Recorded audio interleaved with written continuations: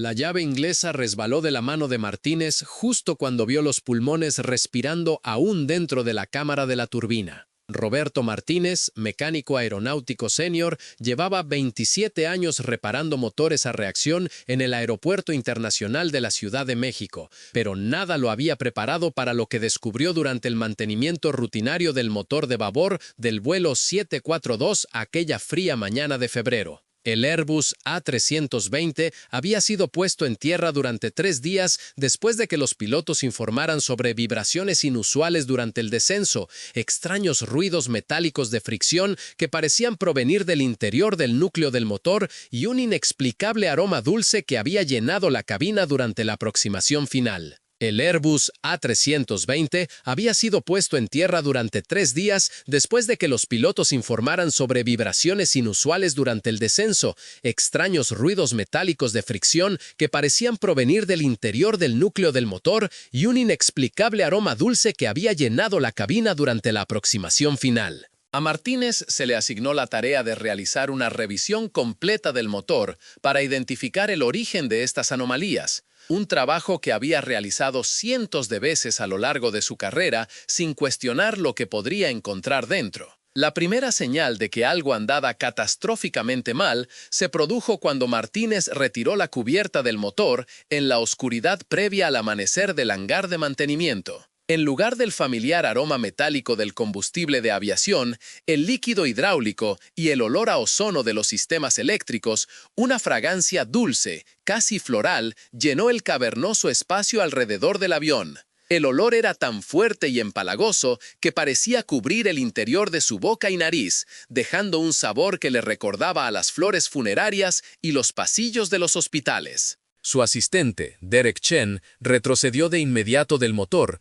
cubriéndose la nariz con la manga y luchando contra la necesidad de vomitar mientras el aroma orgánico abrumaba sus sentidos. El olor estaba tan fuera de lugar en el entorno estéril y mecánico del hangar que ambos hombres sabían que no se enfrentaban a un fallo mecánico estándar. Martínez se había encontrado con fugas hidráulicas, cableado quemado, aceite sobrecalentado y cualquier otra avería que pudiera afectar a un motor de avión comercial, pero esto era algo completamente diferente. La fragancia contenía matices de algo vivo, algo que respiraba y palpitaba con vida orgánica en un lugar donde solo deberían existir metal y fluidos sintéticos. Martínez buscó su linterna de inspección de alta resistencia y se acercó a la entrada del motor con creciente aprensión. Las enormes palas de la turbina que deberían haber estado brillando plateadas a la luz artificial parecían descoloridas, con extrañas manchas rojizas que cubrían sus superficies.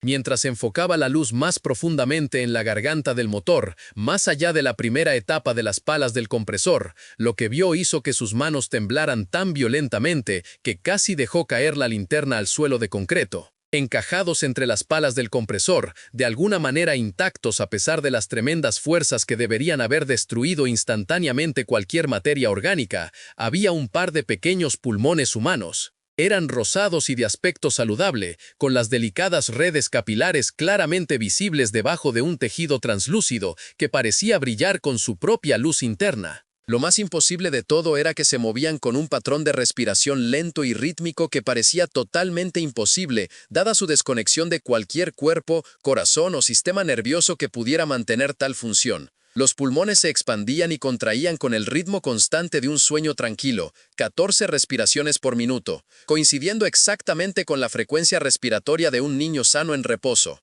Cada respiración era profunda y completa. El tejido se expandía a su máxima capacidad antes de liberar lentamente el aire en un suave suspiro que parecía resonar a través de los pasillos metálicos de la carcasa del motor. Martínez contó las respiraciones obsesivamente, cronometrándolas con su reloj, incapaz de creer lo que sus ojos le mostraban, pero incapaz de negar la evidencia de sus sentidos. Derek Chen se acercó lentamente, con el rostro pálido por la sorpresa y la incredulidad, mirando por encima del hombro de Martínez hacia el compartimento del motor. Cuando vio los órganos respiratorios, sus piernas casi cedieron debajo de él. Había algo familiar en su tamaño y coloración, algo que desencadenó un profundo reconocimiento que aún no podía articular, pero que lo llenó de un temor que iba más allá de la preocupación profesional, hasta el terror personal. Los pulmones pertenecían a Sarah Chen, una niña de 8 años que había desaparecido del área de Denver 6 meses antes sin dejar atrás siquiera una huella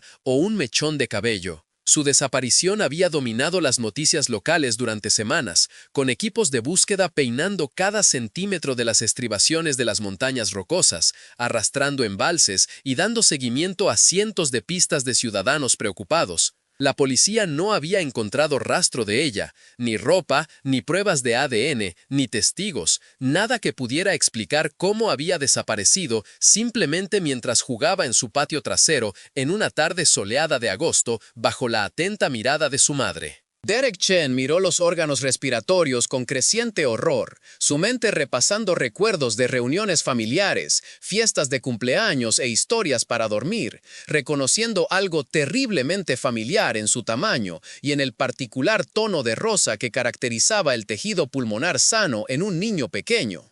Cuando Martínez le mostró el informe de identificación preliminar del médico forense 3 horas después, los peores temores de Derek se confirmaron en hallazgos de laboratorio en blanco y negro que lo perseguirían por el resto de su vida. Los pulmones pertenecían a su propia sobrina, la niña que su familia había llorado durante medio año, cuya habitación su hermana había mantenido exactamente como Sarah la había dejado, esperando un regreso que nunca llegaría. El descubrimiento envió ondas de choque a través de la instalación de mantenimiento de aviación que se extendieron hacia afuera como círculos concéntricos de incredulidad y horror. La noticia se extendió rápidamente a pesar de los esfuerzos desesperados por contener la información, y en cuestión de horas, investigadores federales, médicos forenses, agentes del FBI y funcionarios de la Junta Nacional de Seguridad en el Transporte inundaron el hangar como anticuerpos respondiendo a una infección. El motor fue inmediatamente puesto en cuarentena detrás de una cinta amarilla y guardias armados, pero no antes de que varios otros mecánicos hubieran presenciado la vista imposible de pulmones incorpóreos que continuaban su ritmo de respiración constante dentro de la carcasa de la turbina. La doctora Patricia Valdés, la jefa de médicos forenses asignada al caso, había realizado miles de autopsias a lo largo de sus 23 años de carrera, examinando a víctimas de accidentes automovilísticos, homicidios, accidentes industriales y desastres naturales. Había visto todas las formas imaginables de trauma y muerte humana. Había testificado en cientos de casos judiciales y se enorgullece de mantener la objetividad científica frente incluso a la evidencia más perturbadora. Pero nunca se había encontrado con nada como los pulmones respirando descubiertos en el motor del vuelo 742,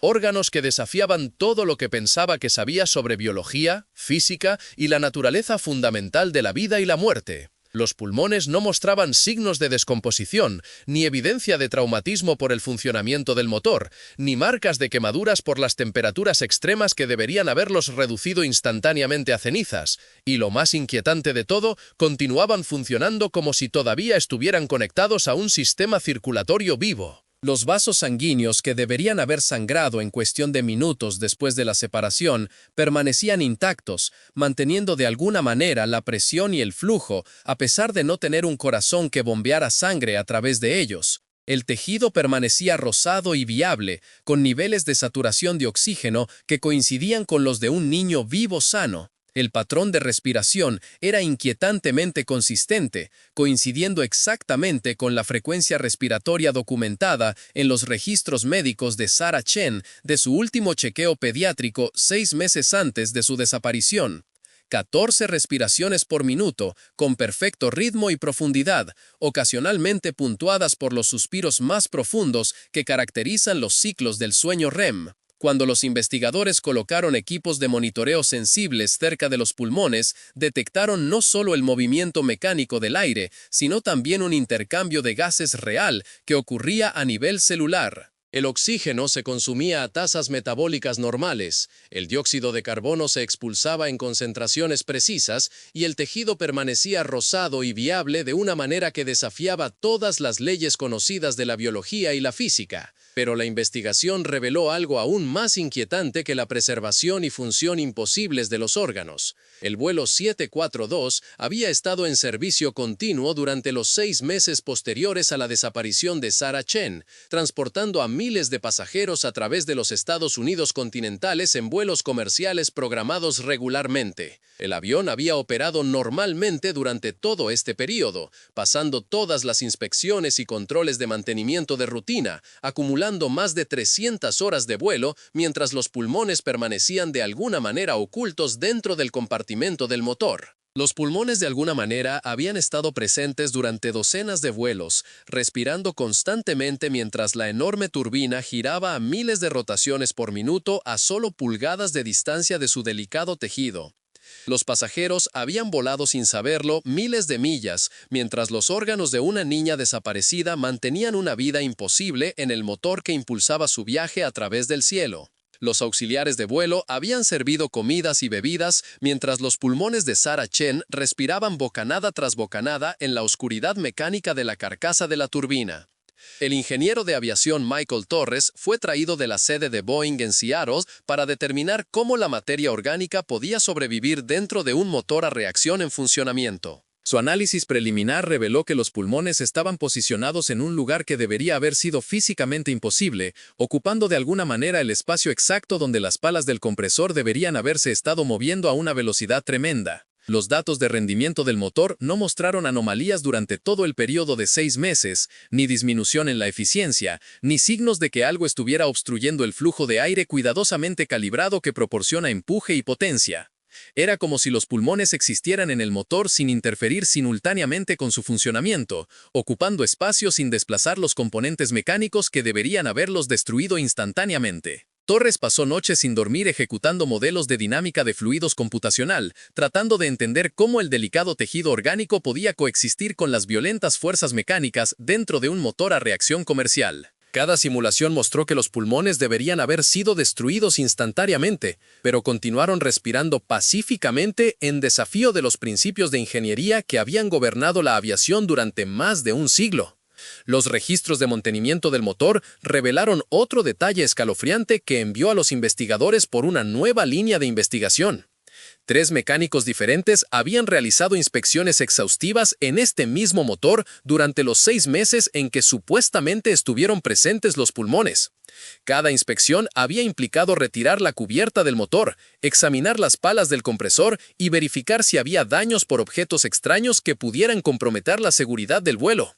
Los 3 profesionales experimentados habían afirmado que el motor estaba en perfectas condiciones, sin objetos extraños, sin obstrucciones y sin anomalías detectadas. O bien los 3 mecánicos de alguna manera habían pasado por alto la presencia obvia de órganos humanos en la turbina, lo que parecía imposible dada su experiencia combinada de 70 años, o bien los pulmones solo recientemente se habían vuelto visibles a la percepción humana. Esto planteó preguntas aterradoras sobre qué más podría estar oculto dentro de los aviones que transportan a millones de pasajeros por los cielos todos los días, invisible para los métodos de inspección convencionales, pero presente no obstante. La investigación del FBI sobre la desaparición de Sarah Chen adquirió nueva urgencia y dirección cuando los agentes trataron de establecer cualquier posible conexión entre la niña desaparecida y el avión. Descubrieron que el vuelo 742 había estado estacionado en el Aeropuerto Internacional de la Ciudad de México el día en que Sarah desapareció, pero el avión estaba programado para partir a Tijuana esa noche con una carga completa de pasajeros. La línea de tiempo parecía descartar cualquier explicación convencional de cómo la niña o sus órganos podrían haber terminado dentro del motor por medios normales. Las imágenes de seguridad del aeropuerto del día de la desaparición de Sarah fueron revisadas fotograma a fotograma por equipos de analistas que buscaban cualquier anomalía, cualquier señal de acceso no autorizado al avión o actividad inusual en las áreas restringidas donde había sido estacionado el avión. Las imágenes no revelaron nada sospechoso. El avión había sido sometido a una inspección de rutina previa al vuelo por mecánicos certificados. Había sido atendido por equipos de tierra que habían trabajado para la aerolínea durante años. Había despegado según lo programado y había completado su vuelo a Tijuana sin incidentes. Los miembros del equipo de tierra que habían atendido el avión ese día fueron entrevistados extensamente por agentes federales, sometidos a exámenes de polígrafo y sus antecedentes fueron investigados con una minuciosidad sin precedentes. Ninguno informó haber visto nada sospechoso o fuera de lo común. El avión había sido asegurado en un área restringida del aeropuerto, rodeado por múltiples capas de seguridad, incluidos guardias armados, detectores de movimiento y cámaras de vigilancia que deberían haber impedido cualquier acceso no autorizado. Las pruebas médicas realizadas en los pulmones que respiraban revelaron otra capa de imposibilidad que desafió las suposiciones fundamentales sobre la vida y la muerte. El análisis de ADN confirmó más allá de cualquier duda que los órganos pertenecían a Sarah Chen, coincidiendo con muestras tomadas de su cepillo para el cabello y cepillo de dientes con más de 99% de certeza. Pero las muestras de tejido mostraron actividad celular consistente con un organismo vivo, con mitocondrias produciendo energía, proteínas siendo sintetizadas y productos de desecho siendo eliminados a través de mecanismos desconocidos.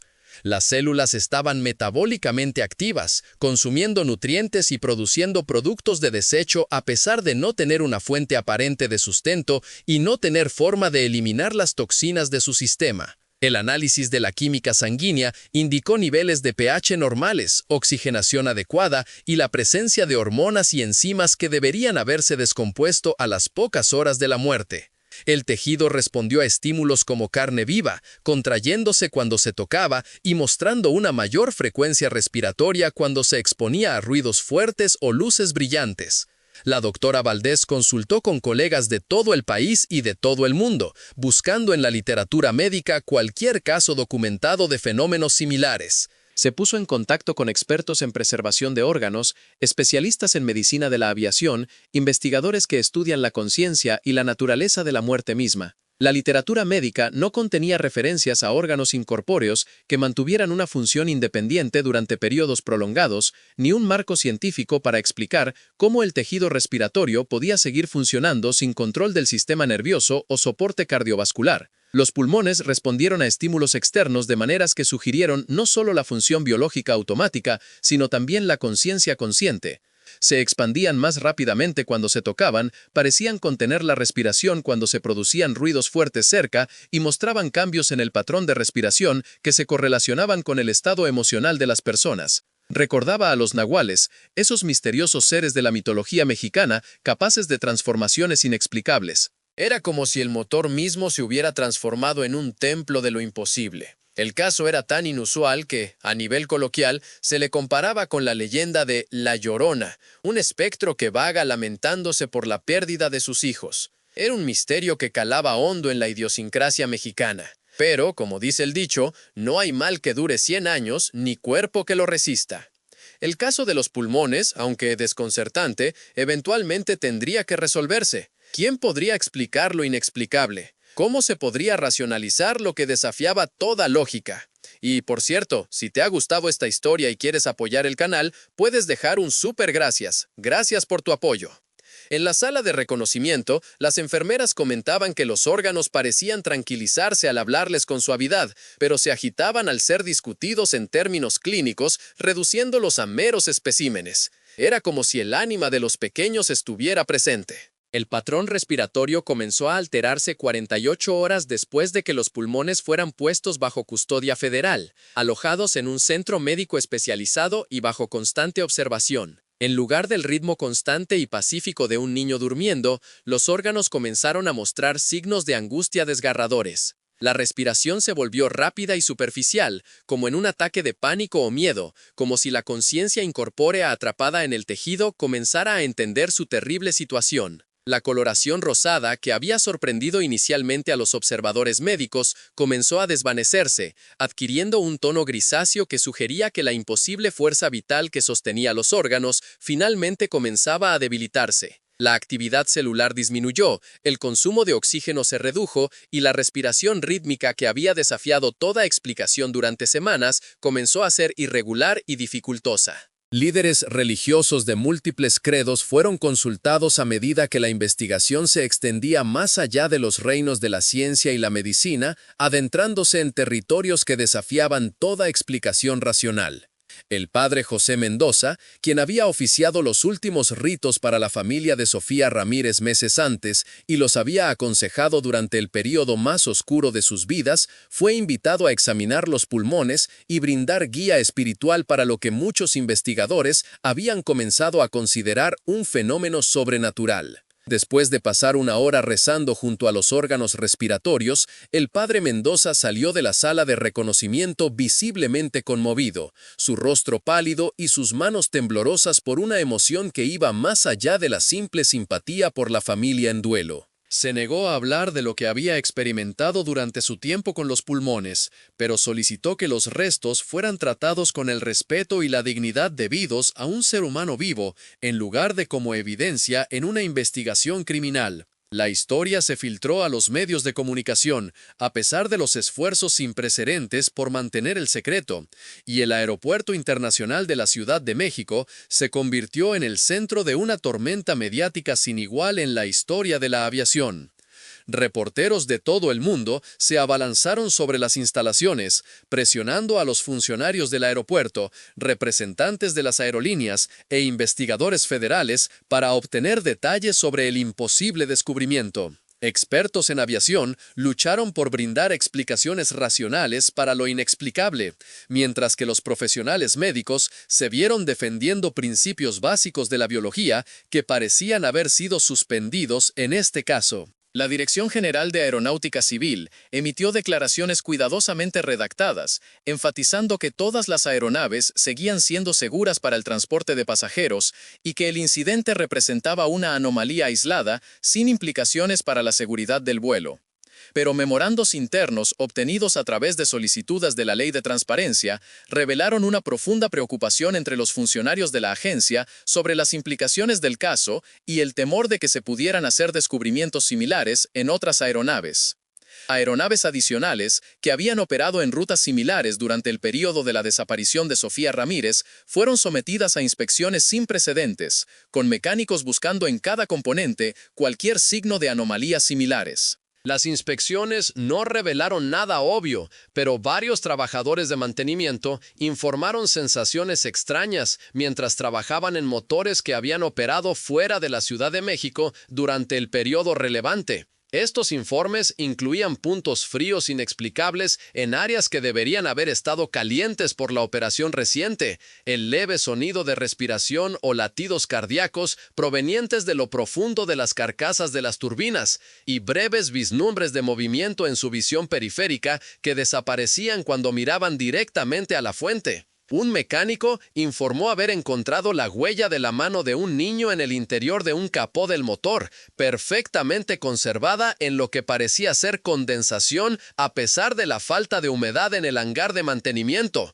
Imagínate la escena, compadre. La comunidad científica luchó por desarrollar teorías que pudieran dar cuenta de los fenómenos observados sin abandonar por completo los principios establecidos de la física y la biología. Físicos cuánticos sugirieron la posibilidad de superposiciones dimensionales o realidades paralelas donde las leyes normales de la naturaleza podrían no aplicarse. Propusieron que Sofía Ramírez podría existir simultáneamente en múltiples estados, desaparecida en nuestra realidad y al mismo tiempo presente en el motor de la aeronave en una forma que desafiaba la comprensión convencional. Los biólogos propusieron mecanismos de preservación desconocidos que podrían mantener la función de los órganos en entornos extremos, estableciendo paralelismos con organismos extremófilos que sobreviven en condiciones que antes se pensaba que eran incompatibles con la vida. Teorizaron sobre procesos biológicos cuánticos que podrían permitir que la conciencia exista independientemente de las redes neuronales tradicionales, manteniendo la conciencia y las funciones básicas a través de mecanismos que la ciencia aún no ha descubierto. Como si la ciencia fuera una telenovela. Los ingenieros de aviación se vieron obligados a reconsiderar su comprensión fundamental de cómo los objetos extraños interactúan con los componentes del motor a reacción, pero ninguna de las explicaciones propuestas pudo dar cuenta de la completa imposibilidad de lo que se había descubierto. Los pulmones violaban todos los principios de la termodinámica, la ciencia de los materiales y la ingeniería mecánica que regían el diseño y la operación de los motores de aeronaves comerciales. Los pulmones continuaron respirando durante 17 días más antes de finalmente quedarse quietos, cada día trayendo nuevos misterios y preguntas más profundas sobre la naturaleza de la vida, la muerte y la conciencia. Durante esas semanas finales exhibieron comportamientos que sugerían no solo conciencia, sino también memoria y respuesta emocional. El equipo de monitoreo médico detectó lo que parecían ser patrones de ondas cerebrales similares a los de un sueño que emanaban del tejido. Ciclos de movimientos oculares rápidos que deberían haber sido imposibles sin ojos o un sistema nervioso para generarlos. Las enfermeras que trabajaban en el turno de noche informaron que la respiración a veces se sincronizaba con las canciones de cuna que se reproducían suavemente en la sala de reconocimiento, como si los órganos reconocieran melodías que alguna vez habían reconfortado a la niña a la que pertenecían. El ritmo se ralentizaba y se profundizaba durante las canciones familiares, particularmente una canción de cuna en español que la abuela de Sofía le había cantado todas las noches antes de acostarse. Los órganos parecían encontrar paz en estos momentos, el patrón de respiración angustiado dando paso al ritmo tranquilo de un sueño reparador. En el día 18 después de su descubrimiento, exactamente a las 8:30 de la mañana, los pulmones tomaron una última respiración profunda y luego se quedaron completamente quietos. La sincronía fue escalofriante. Los registros médicos mostraron que las 8:30 de la mañana era la hora exacta en que se había denunciado la desaparición de Sofía Ramírez de su patio trasero 6 meses y 18 días antes, el momento en que su madre la había llamado para almorzar y no recibió respuesta de la niña que había estado jugando tranquilamente en el jardín solo unos minutos antes. ¡Qué cosa tan macabra! El tejido inmediatamente comenzó a mostrar signos de descomposición normal. El color rosado se desvaneció a gris y luego al marrón de la muerte en cuestión de horas. Toda la actividad celular cesó simultáneamente, como si cualquier fuerza imposible que hubiera estado sosteniendo la vida en los órganos incorpóreos simplemente hubiera elegido dejarlos ir. La doctora Valdés señaló en su informe final que el cese de la función fue diferente a cualquier muerte natural que hubiera observado, careciendo del declive gradual que caracteriza los procesos biológicos normales. La investigación oficial se cerró con un hallazgo de causa indeterminada, una designación que no satisfizo a nadie, pero reflejó la completa incapacidad de la ciencia, la medicina y la ingeniería aeronáutica para explicar lo que había ocurrido. La aeronave fue devuelta al servicio después de una extensa inspección y ceremonias de bendición dirigidas por líderes religiosos de múltiples denominaciones, cada uno intentando limpiar cualquier contaminación espiritual que pudiera persistir en la máquina. El vuelo 742 continúa operando el servicio regular de pasajeros en la actualidad, transportando viajeros entre ciudades a través del oeste americano sin aparentes problemas mecánicos. Pero muchos miembros de la tripulación han informado experiencias inusuales durante los vuelos en la aeronave, fenómenos que se hacen eco del imposible descubrimiento realizado en el hangar de mantenimiento de Denver.